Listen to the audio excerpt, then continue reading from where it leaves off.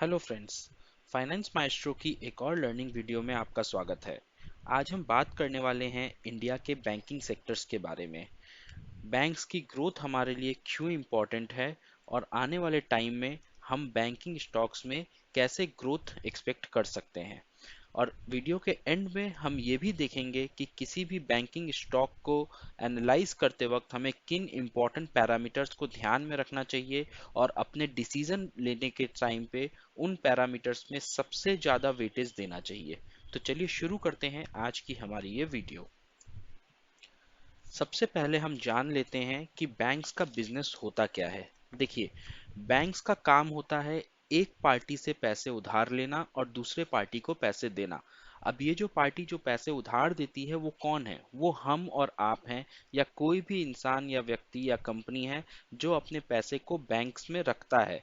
चाहे वो savings account में रखे या करंट अकाउंट में रखे या उसे एफडी या रिकरिंग डिपॉजिट के रूप में बैंक में डिपॉजिट करे, जिसके एवज में बैंक उन्हें एक इंटरेस्ट रेट पे करती है। अगर आप देखेंगे कि करंट अकाउंट में बैंक्स कोई इंटरेस्ट नहीं पे करती, सेविंग्स अकाउंट में आज के दिन में 3-3.5% का इंटरेस्ट पे करते हैं बैंक्स, और डिपॉजिट्स में फिक्स डिपॉजिट हो या रिकरिंग डिपॉजिट हो उसमें आज के दिन में बैंक्स के जो इंटरेस्ट है वो अराउंड 5.5 to 6% के आसपास है। और अगर आप कम दिनों के लिए एफडी करेंगे तो उससे भी कम रेट ऑफ इंटरेस्ट पे बैंक आपके पैसे को लेती है। वहीं दूसरी तरफ जब बैंक दूसरे पार्टी को लोन देती है तो वो किसी भी टाइप का लोन हो सकता है, एजुकेशन लोन हो सकता है, होम लोन हो सकता है, कार लोन हो सकता है, बिजनेस लोन हो सकता है, कोई भी प्रकार का लोन हो सकता है। तो उसे वो बैंक 8%, 9% या कई कई बार तो 14-15%, जैसे कि पर्सनल लोन होता है वो 13-14% पे मिलता है। तो हायर रेट ऑफ रिटर्न्स पे लोन देती है बैंक। तो बैंक का जो प्रॉफिट होता है वो यही बीच का जो डिफरेंस है इंटरेस्ट रेट्स में, वो बैंक का प्रॉफिट होता है। समझ लीजिए, एक एग्जांपल के तौर पे आपने किसी बैंक में जाके 100 रुपए डिपॉजिट किए, बैंक आपको उसके ऊपर 4% का ब्याज दे रही है। तो बैंक के लिए इस 100 रुपए का कॉस्ट आया 4 रुपए। अगर उस 100 रुपए को bank loan as a loan अगर किसी दूसरे पार्टी को देगी तो उससे वो चार्ज करेगी। अगर वो एजुकेशन लोन या होम लोन भी दे रही है तो अप्रोक्सीमेटली मिनिमम 8 to 9% वो उससे चार्ज करेगी। अगर हम अपने एग्जांपल में इसे 8% भी पकड़ें तो बैंक को वहां से सामने वाली पार्टी से मिलेंगे 108 रुपए, और बैंक आपको पे करेगी 104 रुपए। 100 रुपए आपका मूलधन और 4 रुपए ब्याज। तो इस पूरे के पूरे ट्रांजैक्शन में बैंक ने 4 रुपए कमाए। तो यही है सिंपल लैंग्वेज में बैंक का बिजनेस। इंडिया के अंदर बैंक्स मेनली दो सेक्टर्स में डिवाइडेड है। एक है पब्लिक सेक्टर बैंक्स, जैसे कि आप देख सकते हैं एसबीआई हो गया, Punjab national bank, bank of Baroda, Indian bank. ये सारी की सारी गवर्नमेंट ओन्ड बैंक्स हैं, इनको गवर्नमेंट मैनेज करती है। और दूसरा जो हमारा सेक्टर है वो है प्राइवेट सेक्टर बैंक्स, जैसे कोटक बैंक हो गया, एचडीएफसी, आईसीआईसीआई, एक्सिस बैंक। ये सारे के सारे प्राइवेट बैंक्स है जो कि प्राइवेट पार्टी, प्राइवेट कंपनीज द्वारा मैनेज किए जाते हैं।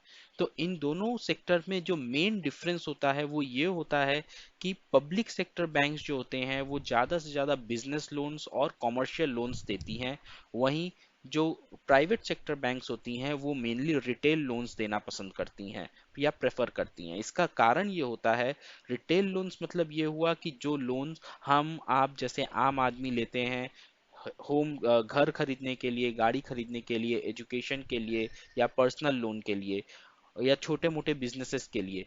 वहीं जो पब्लिक सेक्टर बैंक्स होती हैं वो कॉमर्शियल लोन्स देती हैं। किसी बिजनेसमैन को अपने बिजनेस को बढ़ाने के लिए लोन चाहिए, उसको बड़ी फैक्ट्री लगाने के लिए लोन चाहिए, या किसी नए बिजनेस में उसे इन्वेस्टमेंट के लिए लोन चाहिए, तो वो उस टाइप के कॉमर्शियल लोन्स जो होते हैं वो आपको मेनली पब्लिक सेक्टर बैंक्स से दिए जाते हैं। तो इसका मेन रीजन क्या होता है? इसका रीजन ये होता है कि प्राइवेट सेक्टर्स अपने लोन को लेके बहुत ही ज्यादा सहज रहती हैं।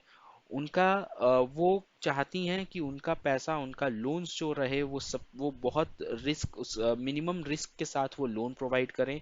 क्योंकि अगर आप होम लोन ले रहे हैं या आप एजुकेशन लोन ले रहे हैं या आप कार लोन ले रहे हैं तो बैंक के पास आपकी कार या घर आपका एज अ गिरवी, एज अ कोलेट्रल उसके पास रखा हुआ है। उसके एवज में यदि आप डिफॉल्ट करते हैं लोन को, तो वो बैंक आपके घर को या आपकी गाड़ी को बेच के अपने पैसे को रिकवर कर सकती है। एजुकेशन लोन क्योंकि एक स्टूडेंट के, एक व्यक्ति के करियर से रिलेटेड होता है, तो वहाँ पे डिफॉल्ट की जो प्रोबेबिलिटी होती है वो बहुत ही कम होती है। अगर आप पर्सनल लोन की बात करें तो पर्सनल लोन भी बैंक्स बहुत ज़्यादा एक पर्सन के अकाउंट को और उसके सिबिल स्कोर को इवैल्यूएट करने के बाद देती है, तो उसमें भी डिफ़ॉल्ट की प्रोबेबिलिटी बहुत कम होती है। वहीं जो बड़े बड़े बिजनेस लोन्स होते हैं उसमें डिफ़ॉल्ट की प्रोबेबिलिटी हमेशा ज़्यादा होती है। हमारे सामने बहुत सारे केसेस हैं, हमारे सामने किंगफिशर का एक केस है, हमारे सामने नीरव मोदी का, मेहुल चोकसी का केस है, जिन्होंने इतने बड़े बड़े स्कैम्स किए और गवर्नमेंट बैंक्स के पैसे लेके वो भाग गए। वो बैंक्स को लॉस हुआ और वो जो लॉस था उसे रिकवर करने में हेल्प किसने किया? गवर्नमेंट ऑफ इंडिया ने, जिसके पास हम टैक्स पेयर्स का ही पैसा है। तो अल्टीमेटली वो जो लॉस हुआ वो हमारे पैसों का लॉस था, हमारा लॉस था। सो प्राइवेट बैंक्स इस टाइप के लोन्स नहीं देती है। किंगफिशर और नीरव मोदी के केस में भी अगर आप देखेंगे तो आपको नजर आएगा कि वहाँ मेनली एसबीआई और पीएनबी का ही पैसा लगा हुआ था। आईसीआईसीआई के बहुत कम अमाउंट इस पूरे ट्रांजैक्शन में, इस पूरे स्कैम में, फ्रॉड में था। यहाँ पे आपको एक बात ध्यान रखनी होगी कि हम ये नहीं कह रहे कि प्राइवेट बैंक्स कॉमर्शियल लोन्स नहीं देते, लेकिन उनके लोन बुक के अंदर 65% लोन्स जो होते हैं वो रिटेल लोन्स होते हैं। केवल 35% लोन्स ही उनके कॉमर्शियल लोन्स होते हैं। बिकॉज कॉमर्शियल लोन्स की अमाउंट बहुत बड़ी होती है, तो उसमें उनका मुनाफा भी ज़्यादा होता है क्योंकि वो लंबे समय के लिए लोन्स दिए जाते हैं। तो कॉमर्शियल लोन्स बैंक के लिए उतने ही इम्पोर्टेंट है जितने रिटेल लोन्स इम्पोर्टेंट है। लेकिन retail loans risk free loan होते हैं और पैसे को रोल करने में काफ़ी मदद करते हैं। इसीलिए प्राइवेट बैंक्स रिटेल लोन्स देना ज़्यादा प्रेफर करती हैं। अगर किसी भी कंट्री को ग्रो करना है तो उसका बैंकिंग सिस्टम, क्रेडिट सिस्टम बहुत ही स्ट्रांग होना चाहिए। क्योंकि अगर कोई भी व्यक्ति, कोई भी कंपनी बिजनेस करना चाहती है, बिजनेस ग्रो करना चाहती है, तो उसे कर्ज बैंक ही देगा, उसे पैसे बैंक से ही लेने पड़ेंगे। तभी वो अपने बिजनेस को बड़ा करेगी। बिजनेस बड़े होंगे तो जॉब्स क्रिएट होगा। जब जॉब्स क्रिएट होंगे तो लोग इकोनॉमी में पार्टिसिपेट करेंगे, लोग घर खरीदेंगे, लोग गाड़ियां खरीदेंगे, लोग अदर और खर्च करेंगे, लोग क्रेडिट कार्ड्स यूज करेंगे। And at the end of the day कुछ भी अगर एक रिटेल, अगर अगर एक आम इंसान भी घर या फिर गाड़ी खरीदता है तो वो लोन लेने के लिए लोन की तरफ देखता है। और यहीं से बैंक का बिजनेस होता है और एक आम इंसान की खर्च करने की कैपेसिटी इंप्रूव होती है। बिकॉज अगर आप 50 लाख का घर ले रहे हैं और उसको आपने अपने पैसे जो आपने सेव करके लिए हैं, आप सारे पैसे को घर लेने में खर्च कर देंगे, तो आपकी जो स्पेंडिंग कैपेबिलिटी है वो बहुत कम हो जाएगी। और यही कारण है कि गवर्नमेंट भी, अगर आप होम लोन लेते हैं तो आपको टैक्स के ऊपर बेनिफिट देती है। उसके पीछे का कारण ये है कि गवर्नमेंट भी चाहती है कि आप बैंक से कर्जा लें।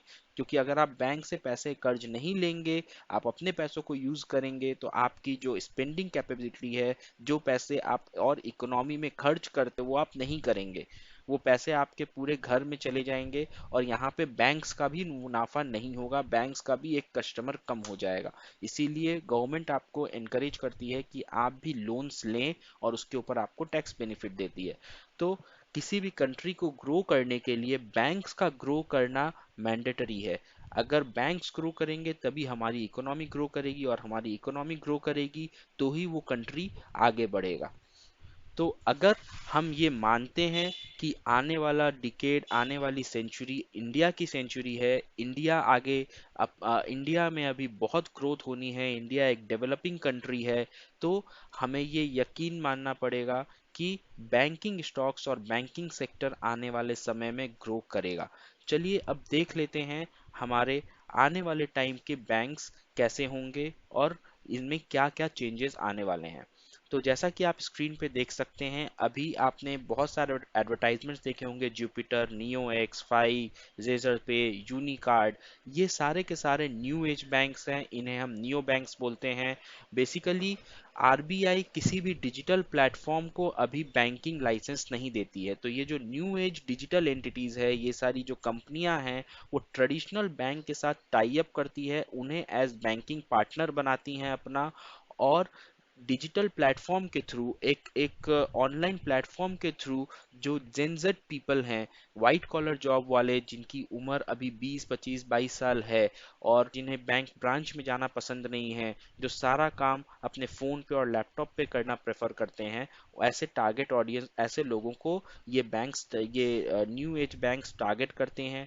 इनका फ़ायदा ये होता है क्योंकि उन्हें ब्रांचेस कम खोलने पड़ते हैं, ब्रांचेस कम रहते हैं तो इनके एम्प्लॉयज़ कम होते हैं, एम्प्लॉयज़ कम होते हैं तो इनका कॉस्ट कम होता है, और कॉस्ट कम होता है तो ये लोग इंटरेस्ट रेट ज़्यादा ऑफर कर पाते हैं सेविंग्स अकाउंट के ऊपर, और जो इनका लोन अमाउंट, लोन जो देते हैं या कार्ड्स जो देते हैं, उसके ऊपर भी इनका जो चार्जेस होता है वो ट्रेडिशनल बैंक से कम होता है, बिकॉज इनकी कॉस्ट कम होती है। तो ये वो पूरा जो बेनिफिट है वो कस्टमर को, कंज्यूमर को पास ऑन कर पाते हैं।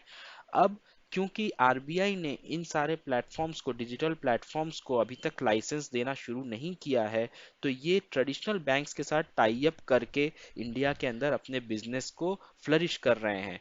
जैसे कि जुपिटर ने फेडरल बैंक के साथ टाई अप किया हुआ है, रेजर पे ने आरबीएल के साथ टाई अप किया हुआ है, आईसीआईसीआई के साथ नियोएक्स ने टाई अप किया हुआ है। तो इससे दोनों कंपनीज का, दोनों बैंक्स का म्यूचुअल बेनिफिट है। कुछ नए कस्टमर जो कि यंग यूथ जो हैं, 18 साल के जो अभी हुए हैं, नया बैंक अकाउंट ओपन करवा रहे हैं, वो नियो एक्स के साथ अपना बैंक अकाउंट ओपन कराएंगे, तो इनडायरेक्टली वो आईसीआईसीआई के पास वो कस्टमर पहुंचेगा। आईसीआईसीआई उसको अपनी क्रॉस सेलिंग, अपने प्रोडक्ट की क्रॉस सेलिंग कर सकता है। तो वहां पे दोनों ही कंपनीज का फायदा होता है, और दोनों ही कंपनीज ग्रो करेंगी, और at the end of the day हमारा बैंकिंग सेक्टर ग्रो कर रहा है। हमारे हमारी जो आने वाली पीढ़ी है, जो यंग जनरेशन है, उन्हें नया बैंक्स मिल रहा है, नई टाइप की बैंकिंग सिस्टम मिल रही है, और वो उसे एंजॉय कर रहे हैं। अब चलिए देख लेते हैं कि अगर हमें बैंकिंग स्टॉक्स को एनालाइज करना हो तो हम क्या इंपॉर्टेंट पैरामीटर्स को हमें ध्यान में रखना चाहिए। तो जो पहला इंपॉर्टेंट पैरामीटर है वो है कासा रेशियो। कासा रेशियो का मतलब ये होता है कि करेंट अकाउंट और सेविंग्स अकाउंट में बैंक्स के पास कितने ज़्यादा डिपॉजिट्स आ रहे हैं। जैसा मैंने आपको पहले बताया कि अगर एक व्यक्ति अपना पैसा करंट अकाउंट में रखता है तो उसे बैंक कोई इंटरेस्ट नहीं पे करती है। यदि एक व्यक्ति सेविंग्स अकाउंट में अपना पैसा रखता है तो बैंक उसे 3 से 3.5% के अंदर इंटरेस्ट पे करती है पर एनम। लेकिन अगर वो व्यक्ति अपने पैसे को एफडी करता है या रेकरिंग डिपॉजिट में रखता है तो बैंक को उसे ज़्यादा इंटरेस्ट रेट पे करना पड़ता है, करीबन 5 साढ़े 5% का। सो बैंक हमेशा ये चाहती है कि लोग अपना पैसा सेविंग्स अकाउंट में या करेंट अकाउंट में ज़्यादा रखें।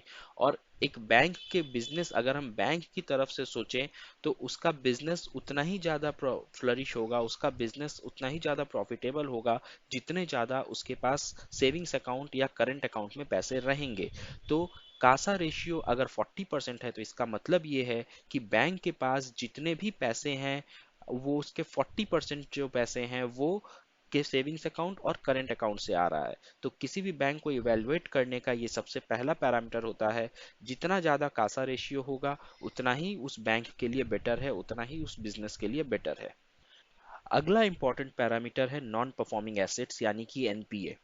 एनपीए का मतलब होता है कि बैंक्स ने जितने भी लोन दिए हैं उसमें से कुछ लोन ऐसे होते हैं जो रिकवर नहीं हो पाते हैं। यानी कि अगर आप एक लोन लेते हैं, उसकी ईएमआई आपको मंथली बेसिस पे देनी पड़ती है। यदि आपकी ईएमआई 3 महीने से ज़्यादा की मिस होती है, यदि आपने 3 महीने लगातार ईएमआई पे नहीं की, तो वो जो लोन है वो एनपीए कैटेगरी में डाल दिया जाता है। और इसका मतलब ये होता है कि बैंक को एक्सपेक्टेशन नहीं होता है कि ये लोन उनका वापस आएगा, उनको लगता है उनके ये पैसे डूब गए।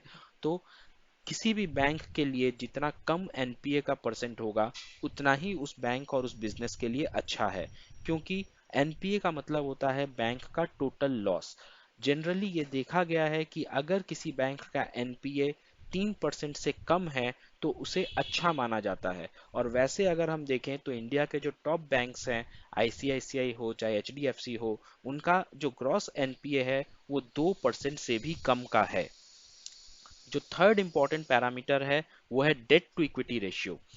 हमने जितने भी स्टॉक को एनालाइज किया है, यदि आपने वीडियोस देखे हैं तो आपने देखा होगा कि हम डेट टू इक्विटी रेशियो के ऊपर काफ़ी ज़्यादा फोकस करते हैं। डेट टू इक्विटी रेशियो हमें ये बताता है कि किसी भी बिजनेस के ऊपर कितना कर्ज है, और जो कर्ज फ्री जो जिस बिजनेस पे कर्ज नहीं होता है या बहुत कम कर्ज होता है उसे हमेशा हम प्रेफर देते हैं। लेकिन बैंक के बिजनेस में तो उनका बिजनेस ही है लोगों से कर्ज लेना और उसके बाद कर्ज देना। तो डेट टू इक्विटी रेशियो का बैंकिंग सेक्टर में कोई सिग्निफिकेंस नहीं है। और यदि हम बैंकिंग स्टॉक को एनालाइज कर रहे हैं तो डेट टू इक्विटी रेशियो के ऊपर हमें फोकस नहीं करना है।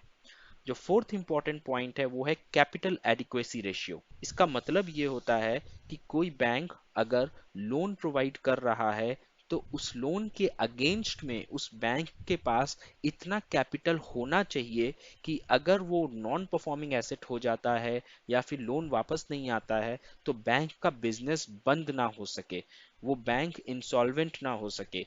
उसको बोलते हैं कैपिटल एडिक्वेसी रेशियो। मतलब बैंक के पास एडिक्वेट कैपिटल होना चाहिए उनके लोन देने के बाद या लोन देने के एवरेज में। मतलब उनका जो रिस्क है उस रिस्क के अकॉर्डिंग उनके पास कैपिटल होना चाहिए। बैंकिंग सेक्टर में 8% का कैपिटल एडिक्वेसी रेशियो को स्टैंडर्ड माना गया है। ऐसा माना जाता है कि अगर किसी बैंक का capital adequacy ratio more than 8% है तो वो उस बैंक के लिए एक बहुत अच्छी बात है और वो बैंक एक सेफ स्टॉक हो सकता है आपके इन्वेस्टमेंट के लिए। और जो लास्ट पॉइंट है वो है नेट इंटरेस्ट मार्जिन। इसका मतलब ये है कि बैंक्स लोगों को जो बैंक में डिपॉजिट कर रहे हैं उनको कितने परसेंट में पैसा उनका ले रहे हैं, और जो उनसे लोन ले रहे हैं उनको कितने परसेंट में लोन दे रहे हैं बैंक। तो मतलब डिपॉजिट का और लोन के बीच का जो इंटरेस्ट है, जो मार्जिन है, वो कितना है। तो अगर कोई बैंक, आप सपोज करिए अगर कोई बैंक 3.5% के रेट पे डिपॉजिट लेता है, सेविंग्स अकाउंट में पैसे रखता है, सेविंग्स अकाउंट का रेट इंटरेस्ट 3.5% है और लोन का उसका एवरेज रेट ऑफ इंटरेस्ट जो है वो 8% का है, तो यहाँ पे हम देख सकते हैं करीबन 4.5% का उनका इंटरेस्ट मार्जिन है, जो कि बहुत ही अच्छा है। तो एक बैंकिंग बिजनेस के लिए जितना ज़्यादा उनका इंटरेस्ट मार्जिन होगा उतना ही उस बिजनेस के लिए अच्छा है। तो ये कुछ इंपॉर्टेंट पॉइंट्स है किसी भी बैंकिंग स्टॉक को एनालाइज करने के लिए। ये हमारे बैंकिंग स्टॉक सीरीज की फर्स्ट वीडियो है। नेक्स्ट वीडियो में हम एक बैंक को एनालाइज करेंगे और आपको और बेटर एक्सप्लेन करेंगे कि हम इन पैरामीटर्स को किस तरीके से इम्प्लीमेंट करते हैं और इसके साथ साथ और क्या क्या कंसिडर करेंगे उस स्टॉक को एनालाइज करने के लिए। यदि आपको हमारा ये एनालिसिस, हमारी ये लर्निंग वीडियो पसंद आई तो प्लीज़ इस वीडियो को लाइक करिए, हमारे चैनल को सब्सक्राइब करिए और अपने फ्रेंड्स के साथ इसे शेयर करिए। मिलते हैं अगले वीडियो में। तब तक के लिए सुरक्षित रहिए, अपना बहुत ख्याल रखिए। जय हिंद, जय भारत।